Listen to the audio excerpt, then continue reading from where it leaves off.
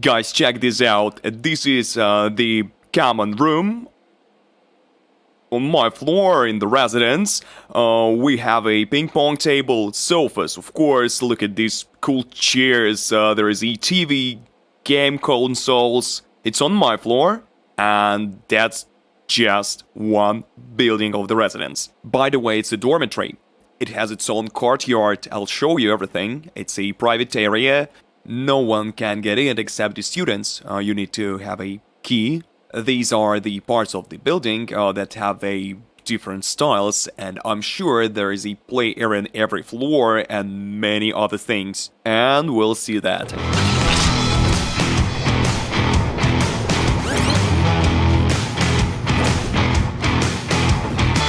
I managed to learn everything from a university representative. Her name is Sikora, she's from Indonesia. What kind of buildings are here? It is all part of the modern business district of the university, and all these buildings are campus buildings. This is the IT building. This one is for business. This is the cool one, my favorite building. This is the Advanced Center, the Aging and Data Center. That's as far as I could find out. And all these modern buildings here are student residences. There are a lot of them here, all over the city, all over the center.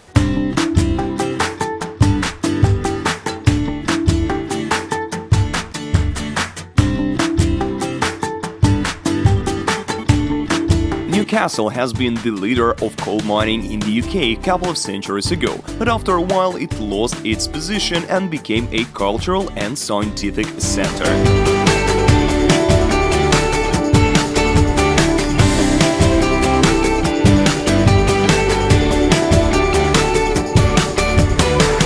Now I will go inside the main building of Newcastle University. If you're going to come here, this is where you have a subway station. As a matter of fact, you come to the airport, from the airport to here and to the subway station. Here is the main church of St. Thomas. You can see it right here. And then you go right to this place.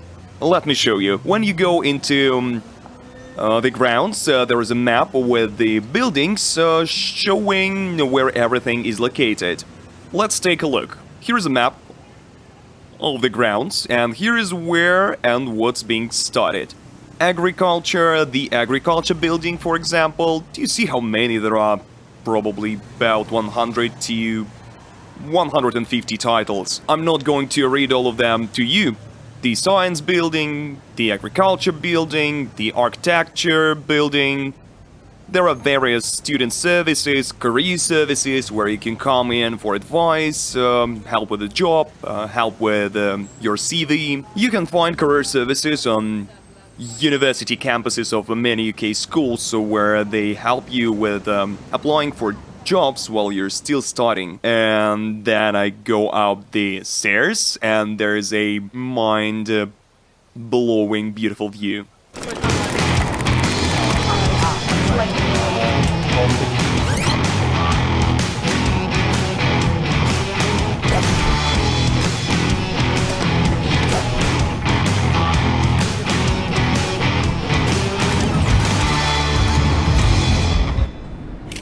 As promised, the Intu building is the International Students Preparatory School building. This is their main building right here for students who come from abroad. Their English might be not that well. Or, by the way, if you have a good level of English, but let's say you don't know some subjects, here you can start international year 1. This is when students integrate smoothly. They basically get into the first year. They're liking their first year, but they can get all the help they need for international students. Look, there is a program in biomedicine, biology, pharmacy, and lots of different programs. I'm not going to tell you about all of them because you can check them out on our website. The link will be in the description of this video. So go ahead, any questions, any advice, we'll answer everything. I don't know how many floors here, it seemed like 5. See, that's how high it is, and here you can see the study areas. Look, you're in the heart of the city. The subway is like 30 minutes away. Let me see. right across the street, and there is a church right here. There is a park in 2 minutes walk where you can run around, play soccer. I just don't know what to complain about. The residency is also about a minute away, so you walked out, and the residence is right in 100 meters. Here you can study accounting, economics, finance, art, engineering, architecture, science, information technology, computer systems, and of course everything related to English language. Newcastle University itself is one of the most prestigious universities in the UK, belonging to the Russell Group. Starting on the preparatory program, studying English, subjects and majors you choose, you can apply for this not only at the University of Newcastle but also in 5 other universities in the UK through the UCAS program. And that's exactly what we talked about with the architecture program professor. So I think we have 3 pathways: the foundation leading into first year leading into second year, and a pre-masters. Foundation is hugely successful.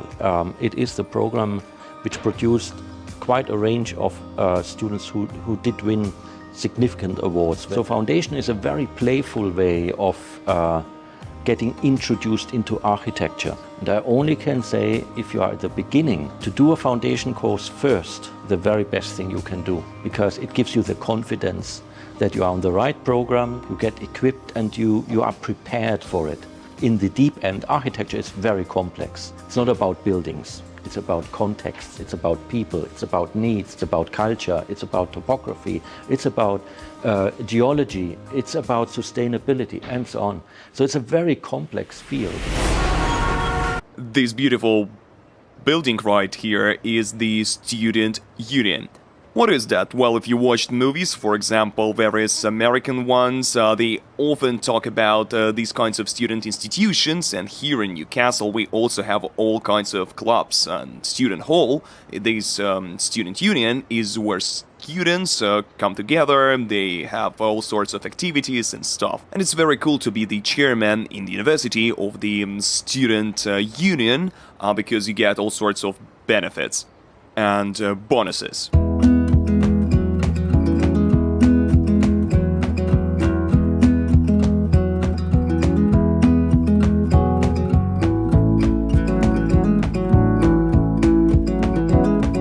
Despite its small size, Newcastle managed to become leading in many areas. The city ranked 4th in book printing, just after London, Cambridge and Oxford.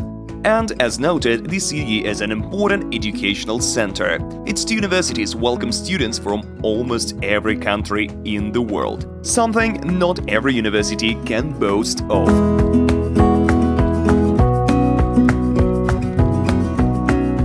I'm standing right next to the Newcastle United Football Club stadium. Newcastle never ceases to amaze me. Do you know why? Let me show you. Right here, right next to the stadium, and the soccer club was recently bought by the richest private investment fund in the world. Try to guess what kind of private fund it is. It is a private fund of Saudi Arabia, which is sort of formally owned by Saudi prince, who can be considered one of the richest persons in the world. There is under $1 trillion here, if not more. And right here, right next to this soccer club, is the Newcastle University Business Campus. I am 100% sure that the university and the business school have something to do with the soccer club. In general, as a rule, foreign universities, if they have business schools, they cooperate with the local businesses and industries. And of course, any English soccer club has stores. I couldn't resist to going in and bought a Newcastle scarf as well, but not for myself. For a friend who has been collecting soccer club scarves from around the world for many years.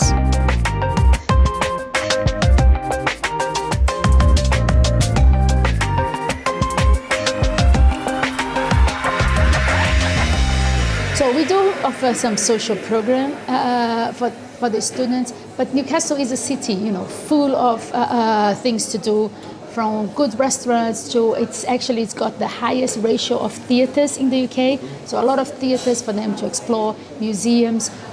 The nightlife is very well known in Newcastle as well. The career service at Newcastle University, they have what they call jobs on campus. So students can apply for these jobs that they are ad hoc type of jobs. So some hours during the week.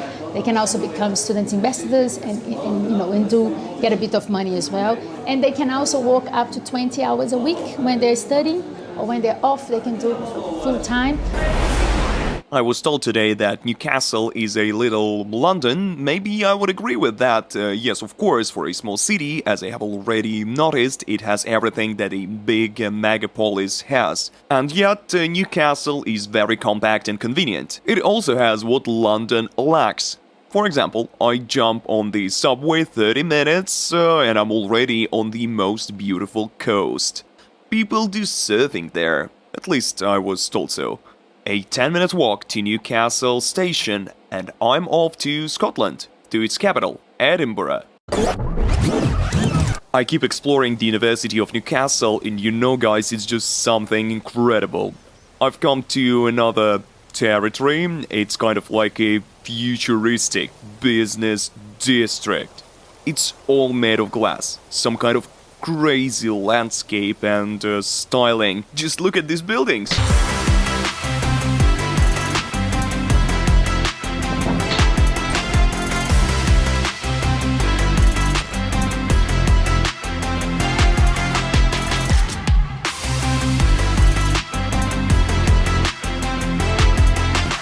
I shoot and there is a lecture hall behind the glass and there is a lecture going on. They all looked at me and watched me how I'm showing everything here. We have quite a few students here who get scholarships through our programs. We have partial scholarships, about 10 to 50% of the tuition cost. The university has a huge number of sports clubs. The university's athletic center is huge. It's still brand new. They built a huge sports center here, very modern, very classy. Newcastle is considered one of the best universities in the United Kingdom in the field of college sports. That is, there are competitions between universities, so kids here can play any kind of sport. Rugby, soccer, fencing, horseback riding, cheerleading, tennis, judo, sambo, anything, almost any kind of sport. There are a lot of gyms to exercise in. Let's be honest, any freshman just beginning college, even in their home country, faces challenges.